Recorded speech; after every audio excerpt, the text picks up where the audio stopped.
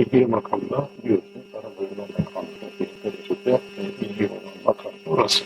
Bu gün vesilesiyle veteriner hekimleri birliğinin kuruluş yılları vesilesiyle veteriner hekimlik mesleğinin bir kez daha kamuoyuna ne kadar önemli, özellikle sadece hayvan sağlığı değil, hayvan, çevre ve insan sağlığı, üç sağlık, uzun yıllardan beri dünyada kabul edilen, ülkemizde de özellikle yıllardan sonra gündeme gelen üç sağlığın yaşanabilir, kabul edilebilir bir seviyeye taşınması için hizmet veren, hayvanlardaki hastalıktan önceki koruyucu hastalandıktan sonraki tedaviyle ilgili ve insanlara bulaşan, doğru hastalıklı hayvanlardan insanlara bulaşan hastalıklar ki bu insanlardan görülen hastalıkların da 60'ından fazlası veya bu hastalıkların %90'dan fazlası da hayvansal gıdalardan insanlar. Veteriner hekimlerin bu hizmetleri gerek sağlıklı hayvan, böyle bir şey de ifade değil. Dünyanın kullandığı bir şey. Sağlıklı hayvan, sağlıklı gıda, sağlıklı insan ve sağlıklı toplum. Yani sağlıklı toplum oluşunu gerçekleştirebilmek için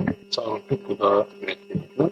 Sağlıklı toplum için sağlıklı ve dengeli beslenme hayvansal proteinler hayati derecede önem arz ediyor. Hayvansal proteinleri insan beslenmesine sunan bir meslek grubu veteriner. Ayrıca zoonotik hastalıklar dediğimiz hastalıklara karşı veteriner hekimler gerekli çalışmalar yürütüyorlar, koruyucu çalışmalar. Bunlar hayvanlarda önlenir. Orada insanlara bulaşmayacak için insan sağlığını korumuş olur. Baktığımızda hayvan ve